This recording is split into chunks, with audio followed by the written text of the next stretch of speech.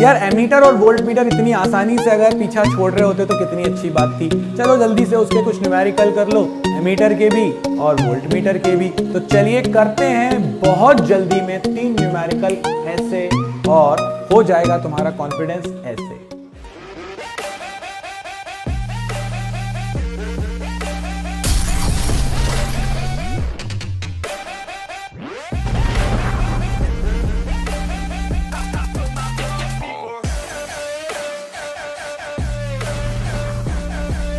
सबसे पहला क्वेश्चन तो ये रहा। क्या कह रहा है ये क्वेश्चन? एक गैल्वेनोमीटर है, इसमें कॉइल का रेजिस्टेंस है 50 ओम, मतलब गैल्वेनोमीटर की कॉइल का रेजिस्टेंस है 50 ओम, यानी कि मेरे पास गिवन डेटा आ गया G is equal to 50। Shows a full scale deflection of current of 5 milli ampere. Full scale deflection मतलब IG कितना है? 5 मिली एम्पियर। मिली को भूल जाओ, मिली को पकड़ने जाओगे तो दिक्कत हो जाएगी। यहां पर मिली को सामने रख दो, 10 टू दी पावर -3। जैसे ही अपन आगे बढ़ेंगे, उसने कहा how will you convert it into a volt meter of 0 to 15 volt. वहां पर अपन वोल्ट मीटर की रेंज देखते थे ना, V, यहां पर V दिया हुआ है 15। आपको how will you convert? Bye connecting a capital R resistance in series with the galvanometer. और कैपिटल R की वैल्यू अब आपको यहां पर मेंशन करनी पड़ेगी और उसके लिए फॉर्मूला अपन निकाल चुके हैं। मैंने कहा था कुछ ना कर पाओ तो फॉर्मूला तो लिखकर आ जाना, R is equal to V by IG minus G। V हो गया 15, IG हो गया 5 into 10 to the power -3 minus capital G हो गया 50। जैसे ही इसको सॉल्व करेंगे आंसर आ जाएगा 3000 माइनस 50 यानी 2950 ohm. This is the resistance which you should connect in series. पूरे मार्क्स चाहिए तो वर्डिंग्स में लिख दो, अ resistor of 2950 ohm should be connected in series with the galvanometer to convert it into a voltmeter of 15 volt। हो गया कहानी खत्म। दूसरा numerical, an emitter of 0.6 ohm resistance can measure up to 1 ampere। जब galvanometer की बातें ना की जाए, जो इनिशियल रीडिंग होगी ना वही तुम्हारे लिए कैपिटल G हो गया। तो वो एमीटर था, उसको कन्वर्ट करना है। जैसे गैल्वेनोमीटर को कन्वर्ट करते थे वैसे उन्होंने एक यहां पर डिवाइस बोल दिया एमीटर, उसकी रेंज बढ़ानी है। तो अभी गैल्वेनोमीटर की जगह एमीटर को मान लो। तो आपके पास रेजिस्टेंस कितना आ गया? G 0.6। बात गहरी बोली है मैंने। गैल्वेनोमीटर से कन्वर्ट करते थे एमीटर और वोल्ट मीटर। इस समय वो वर्ड यूज कर रहे हैं एमीटर दिया है, उसकी रेंज बढ़ानी है। तो वो जो पहले वाला दिया हुआ है ना, उसको गैल्वेनोमीटर की तरह ट्रीट करो। उसका रेजिस्टेंस हो जाएगा कैपिटल G, उसका जो करंट है वो हो जाएगा IG, मैक्सिमम डिफ्लेक्शन करंट। वो कितना था तुम्हारे पास? 1 एम्पियर। अब आपको इसमें कन्वर्ट करना है the shunt resistance required to enable the ammeter to measure up to 5 ampere.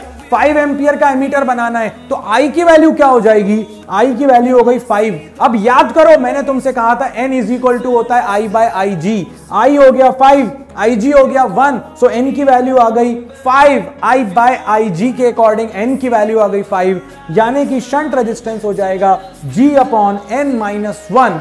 G हो जाएगा 0.6, N हो गया 5 माइनस 1 यानी 0.6 बाय 4। सॉल्व करोगे आंसर आ जाएगा 0.15 ओम। कनेक्ट कर दो पैरेलल में, आंसर निकल के आ जाएगा। उसके बाद उन्होंने क्या कहा? भाई कनेक्शन का इक्विवेलेंट रेजिस्टेंस बताओ। भैया इसका इक्विवेलेंट रेजिस्टेंस बताना है तो यार गैल्वेनोमीटर के पैरेलल में तुमने लगा के रखा है शंट।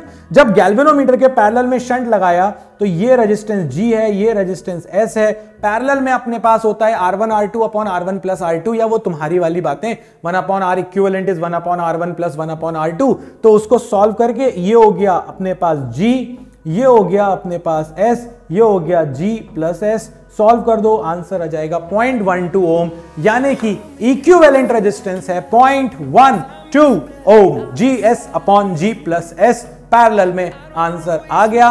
कहानी हो गई खत्म। अब बढ़ जाते हैं तीसरे क्वेश्चन की तरफ। तीसरा क्वेश्चन थोड़ा सा थ्योरेटिकल टाइप की वैरायटी का है, उसको भी देख लेते हैं अपन। क्या कहा उन्होंने? एक गैल्वेनोमीटर है जिसका रेजिस्टेंस है G, can be converted into a voltmeter of range V, okay, bye connecting a resistance R।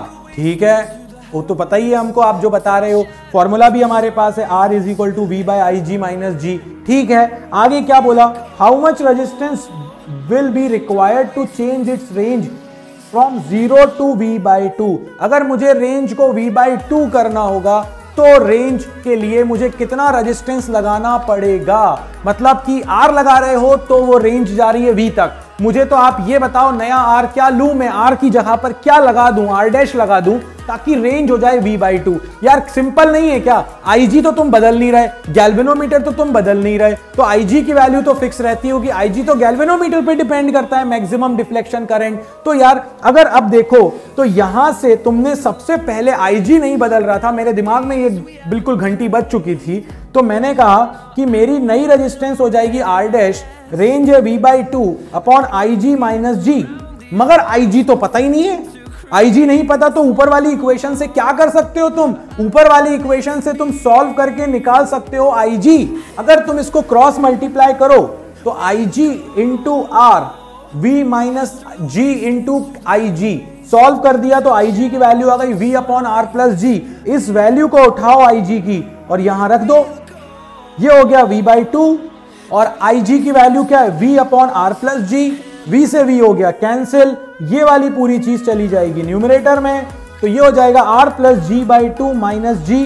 और जैसे ही इसको एलसीएम लेके सॉल्व करोगे आंसर आ जाएगा, R डैश की वैल्यू आ जाएगी R माइनस G/2। यानी कि अगर ये R डैश लगा दोगे सीरीज में गैल्वेनोमीटर के तो आपके पास जो रेंज है वो हो जाएगी 0 से V/2।